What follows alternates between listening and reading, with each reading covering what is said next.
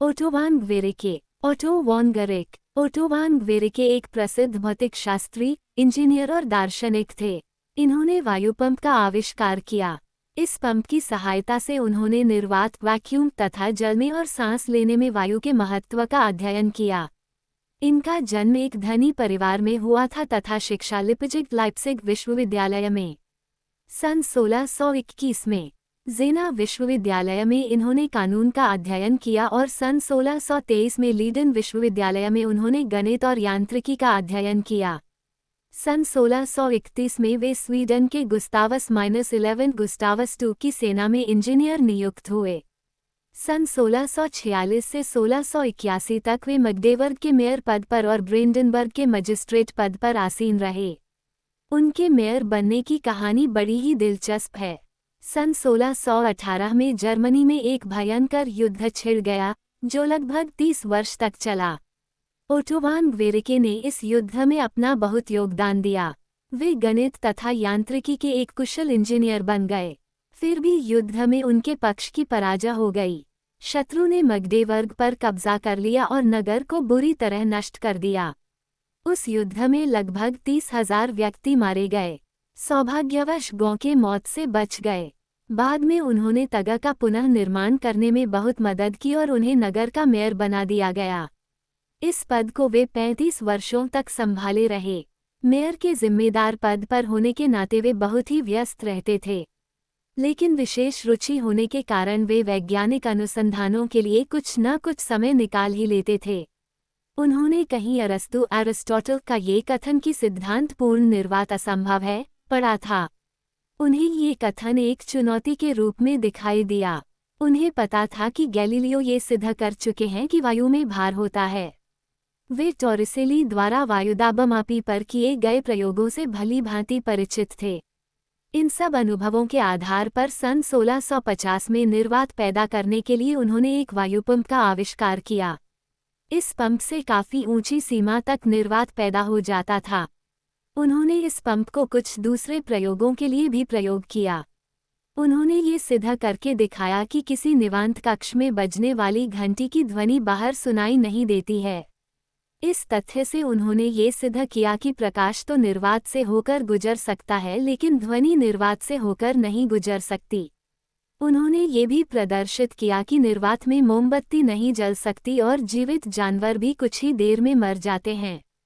ग्वेरेके ने कई प्रकार की निर्वात मशीनें भी बनाई। उन्होंने तांबे के 2 अर्धगोले बनाए जो एक दूसरे के साथ फिट होकर एक पूर्ण गोले का निर्माण करते थे।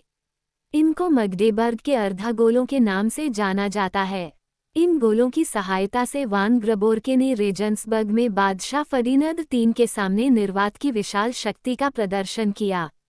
ग्वेरेके ने तांबे से बने दोनों अर्धगोलकों को एक दूसरे के साथ लगाया, जिससे कि 14 इंच व्यास की एक बड़ी गेंद बन गई। इस गोले को वायुरुद्ध बनाने के लिए उन्होंने एक चमड़े का छल्ला लिया, जिसे तारपीन में बने मोम के घोल में डुबाकर अर्धगोलों के जोड़ वाले स्थान पर चिपका दिया। थोड़ी ही देर में तारपीन उड़ गया और चमड़े का छल्ला दोनों अर्धगोलकों के साथ चिपक गया। एक अर्धगोले में लगी धोखनी को निर्वात पंप से जोड़ दिया गया और गोले के अंदर की वायु को बाहर निकाल दिया गया। गोले में निर्वात पैदा करने के बाद 8 घोड़े एक अर्धगोले पर और 8 घोड़े दूसरे अर्धगोले पर जोत दिए गए और उन्हें एक दूसरे की विपरीत दिशा में हाँका गया। घोड़ों ने खूब खींचातानी की, लेकिन वे इन दोनों अर्धगोलों को एक दूसरे से अलग न कर सके। अंत में घोड़ों ने अपनी सारी शक्ति लगा दी, तब वे गोलों को अलग कर सके। जब वे गोले अलग हुए तो सारे दरबारी घबरा गए, क्योंकि गोलों के अलग होने पर भारी धमाके की आवाज़ हुई। वास्तव में यह आवाज़ रिक्त स्थान में एकदम वायु के प्रवेश के कारण हुई थी। जब राजा ने ये देखा कि वायुदाब के कारण इन अर्धगोलों को अलग करना इतना कठिन था, तब ओटो वान ने उन्हें अलग करने की सरल विधि बताई। उन्होंने घोड़ों को खोल दिया और दोनों अर्धगोलों को पहले की भांति जोड़कर उनके बीच की हवा पंप द्वारा निकाल दी।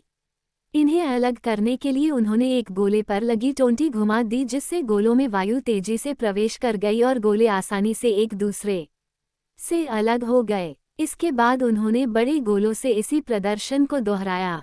इनके चारों ओर इतना अधिक वायुदाब था कि 24 घोड़े भी इन्हें अलग न कर पाए। तभी ग्वेरेके ने टोंटी घुमाई और वे गोले एक दूसरे से अलग हो गए। इन प्रयोगों से वायुदाब के विशाल बल का प्रदर्शन हो गया। सन 1663 में इन्होंने एक ऐसा जनरेटर बनाया जो स्थिर विद्युत पैदा करता था। यह जनरेटर गंधक से बनाया गया था, जिसे घुमाने पर घर्षण द्वारा विद्युत पैदा होती थी। कई वर्षों बाद सन 1672 में ग्वेरेके ने इस बात का पता लगाया कि गंधक की गेंद पर पैदा होने वाली विद्युत उसकी सतह पर एक चमक पैदा करती है। ये चमक विद्युत प्रतिदीप्ति इलेक्ट्रोलुमिनेसेंट कहलाती है। इस प्रकार ग्वेरेके पहले व्यक्ति थे जिन्होंने विद्युत प्रतिदीप्ति को देखा। ग्वेरेके ने खगोलशास्त्र का भी अध्ययन किया और बताया कि धूमकेतु कॉमेट्स नियमित रूप से अंतरिक्ष में अपने स्थान की ओर वापस आते हैं।